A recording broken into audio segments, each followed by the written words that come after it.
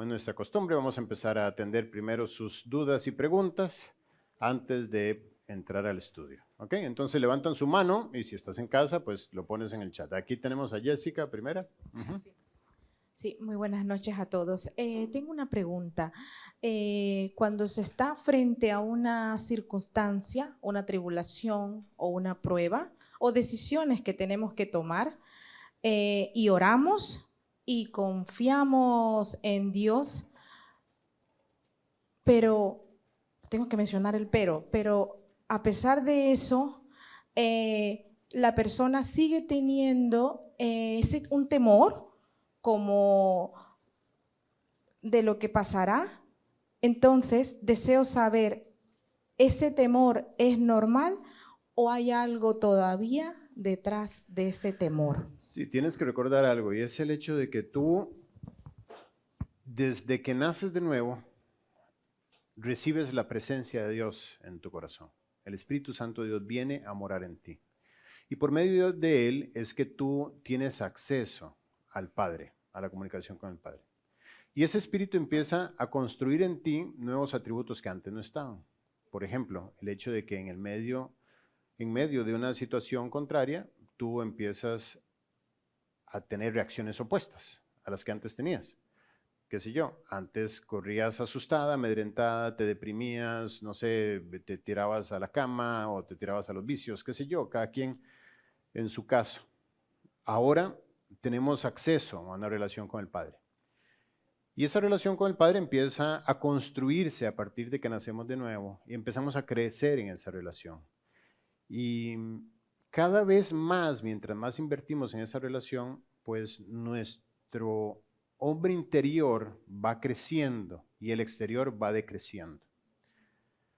Cuando digo que el hombre interior va creciendo, quiere decir que esos atributos puestos por Dios cada vez van gobernando más y más mi vida. Pero es un proyecto de toda la vida. Y el hombre exterior, que es el carnal, que es el que teme, el nervioso, el que se angustia, ese va cada vez más perdiendo protagonismo en tu vida. Pero es un peregrinar, no es un blanco y negro.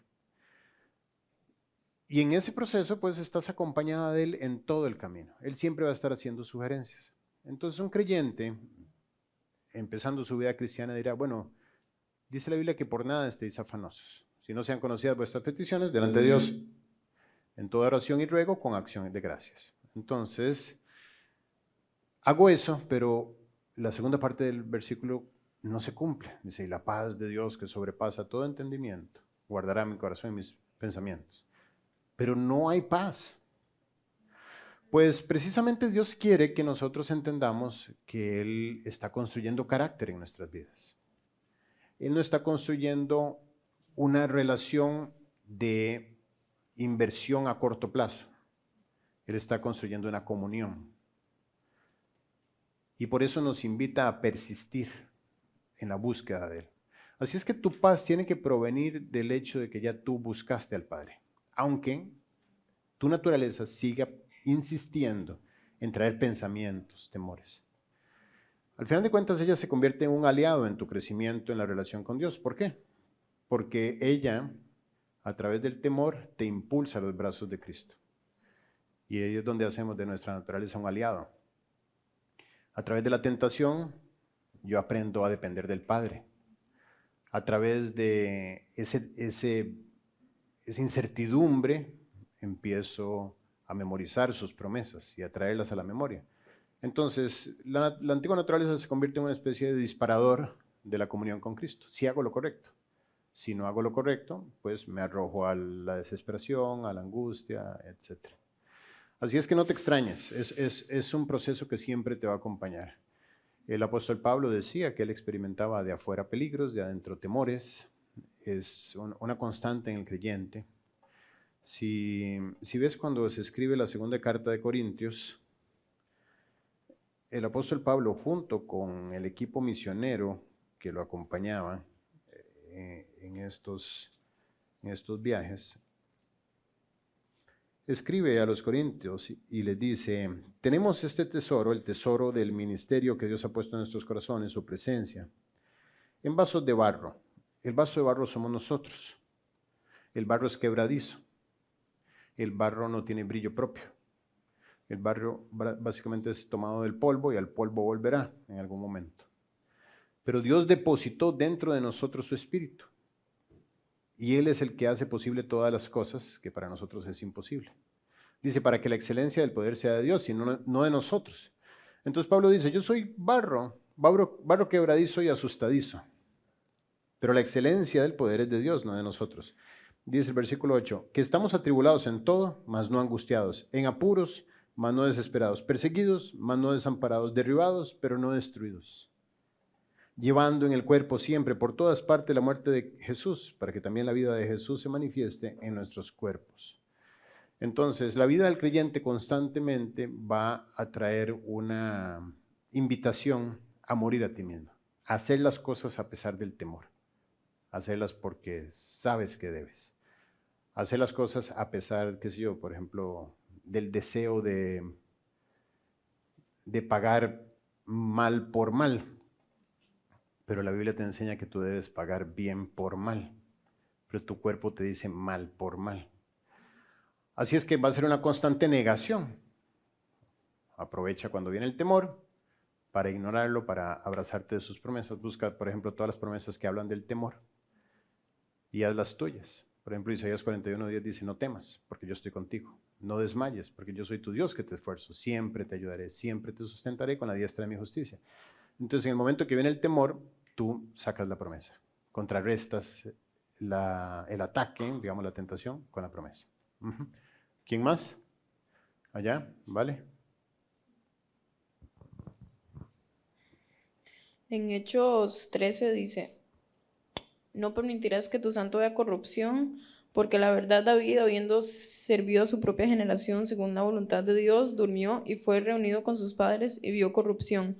Mas aquel a quien Dios levantó no vio corrupción. No entiendo eso. Sí, Pedro lo que está citando es la Escritura diciéndole, fíjate lo que dice la Escritura, con respecto a nuestro padre David, el rey David, dice que David no vería corrupción.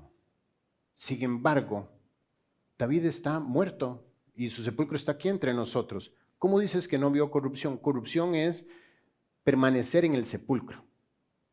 Es decir, David escribió de sí mismo que él se levantaría del sepulcro. Entonces, Pedro lo que está diciendo es que aquel descendiente de David, Jesús, hijo de David, era el que estaba profetizado que se levantaría de entre los muertos. Entonces le está diciendo a los judíos, ustedes leyeron la promesa de David que uno de sus descendientes resucitaría, pues este es Jesús. Eso es lo que le está diciendo. Pedro. Buenas noches, amigo. Apocalipsis 7 habla en el 4 del número de los 144 sellados. ¿Se puede ampliar un poquito más en esa parte? Sí, nada más léelo. Dice, y oí el número de los sellados, 144,000 sellados de todas las tribus de todos los hijos de Israel. Sí, en capítulo 7, en el capítulo 14, habla de un grupo de personas dentro de la tribulación que se van a levantar con una gracia especial para tiempos especiales. Una gracia que ellos, dice ahí, que van a tener un cántico nuevo para ganar las almas, para llevar el evangelio en los tiempos de tanta urgencia como la gran tribulación. Ellos van a ser descendientes, todos judíos, de cada pueblo, de las 12 tribus hebreas, 12,000 de cada tribu, solteros, vírgenes, y cada uno de ellos se va a convertir en la gran tribulación. Es una parte que afirma la fidelidad de Dios en medio del juicio que le está trayendo, o de los tiempos de crisis que está trayendo. 144,000. Estamos hablando que si tenemos, digamos, 200 naciones, 190 y tantas naciones hoy en día constituidas en el mundo, y hay 144,000 predicadores, que ellos se acercan a una persona y le dicen, Dios te ama y ha muerto en la cruz por tus pecados. La pureza de sus vidas y la gracia particular de Dios con el don que les da, hará que eso sea suficiente para que la persona ahí mismo diga, ¿cómo hago yo para recibir ese perdón? ¿Okay? Entonces va a ser un equipo misionero que va a ir alrededor del mundo predicando el Evangelio en ese momento. Cuando dice sellados no tiene nada que ver con el otro sello que habla la Biblia, que los que recibieron la señal del anticristo, ellos son los que no iban a ser perseguidos en la tribulación, sino que estos son el número de aquellos que Dios levanta para que vayan a predicar el Evangelio. ¿Okay? ¿Alguna otra?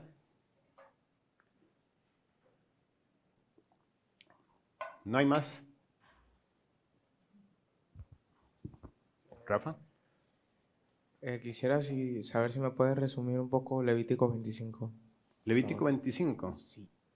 Resumir un poco. Ok. Porque está muy largo.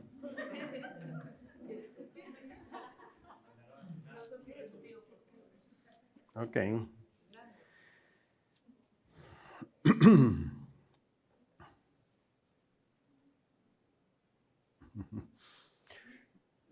Amigo, es un reto bastante... Mejor hagamos una cosa. Son 55 versículos.